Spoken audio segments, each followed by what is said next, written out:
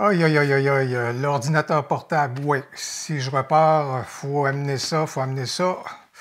Est-ce que je suis capable de le mettre dans ce sac-ci? Oui. Ça va. J'ai ma section juste ici. Ça pourrait aller. Ça, c'est mon sac de vêtements, mais je suis capable d'apporter un ordinateur portable.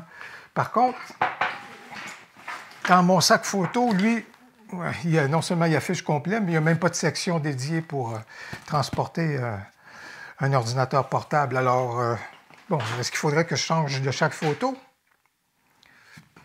Est-ce que vous êtes comme moi, embêté par le fait de toujours devoir vous déplacer avec votre ordinateur portable pour pouvoir faire des sauvegardes de vos fichiers? Ben, j'ai aujourd'hui une alternative à vous proposer. C'est tout petit, ça se transporte super facilement et ça nous évite de transporter l'ordinateur portable. On examine ça maintenant.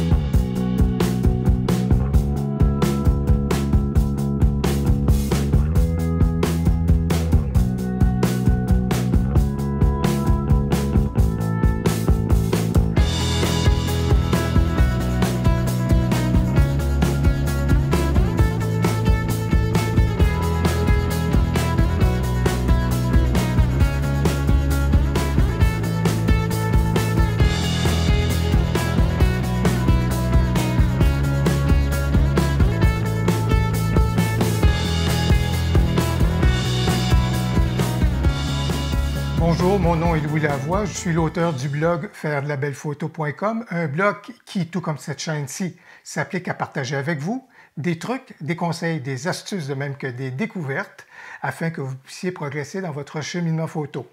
Si vous aimez des vidéos comme celle-ci, n'hésitez donc pas à cliquer sur j'aime et à vous abonner à ma chaîne YouTube et surtout à partager mes vidéos.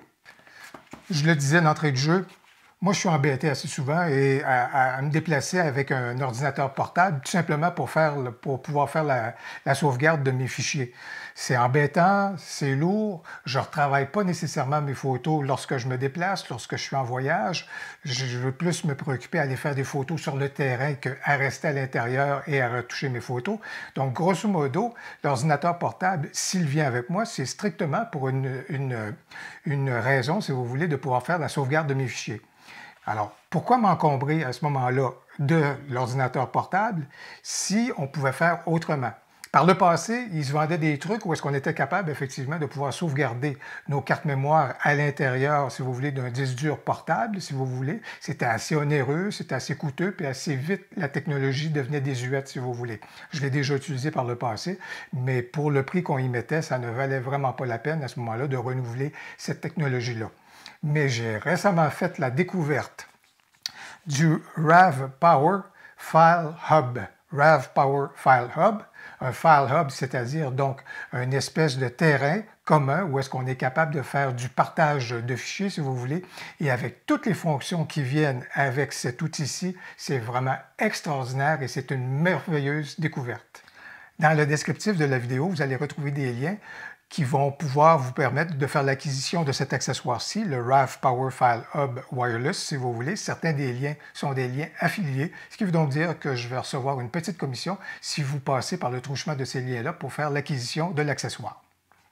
Le RAV Power File Hub, dans le fond, c'est comme une espèce de canif suisse qui a à peu près 3 ou 4 facettes tout aussi intéressantes et pertinentes l'une que l'autre.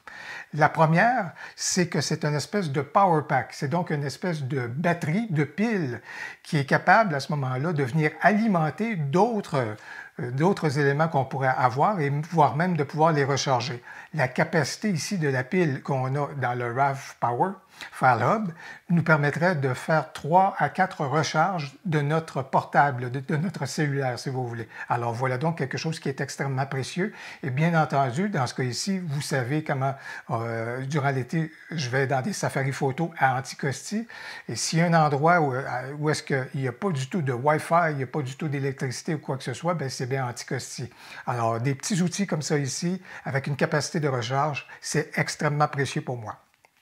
Dans les commentaires, vous me direz si vous êtes un peu comme moi, embêté par le fait de vous déplacer avec votre ordinateur portable.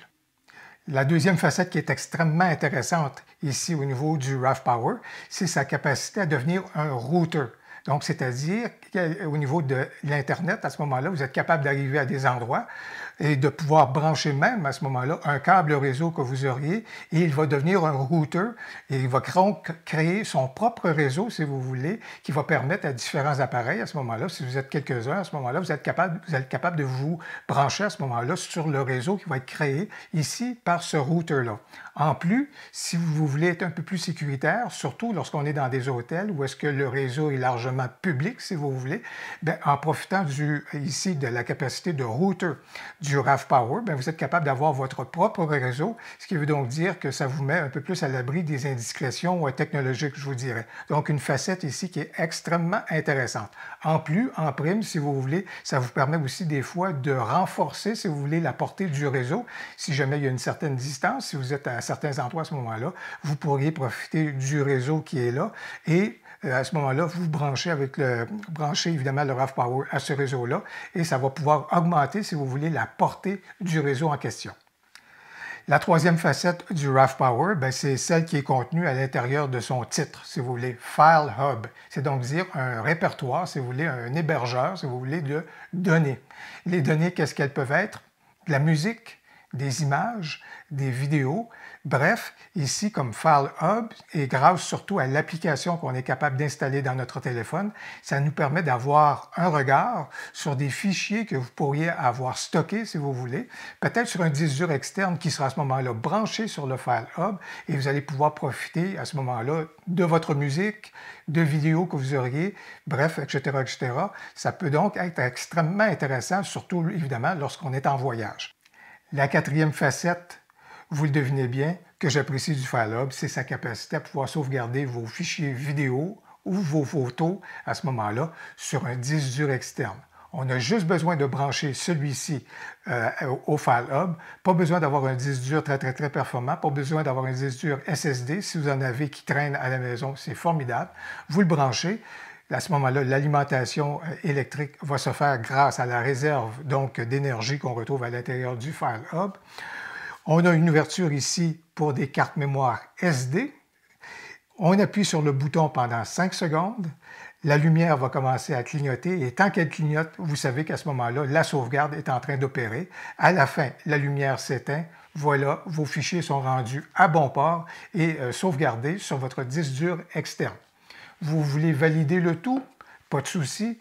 Tournez-vous vers l'application dans votre téléphone cellulaire, si vous voulez, et vous allez être en mesure de prendre connaissance à ce moment-là des fichiers qui sont rendus juste ici. Et en plus, si vous insistez et si ça vous tente, vous êtes déjà capable à ce moment-là, avec votre téléphone cellulaire, de pouvoir apporter les retouches que vous voulez à certaines des photos, que ce soit pour les médias sociaux, si vous voulez, voire même pouvoir faire des retouches à des fichiers vidéo que vous auriez déjà à ce moment-là enregistrés.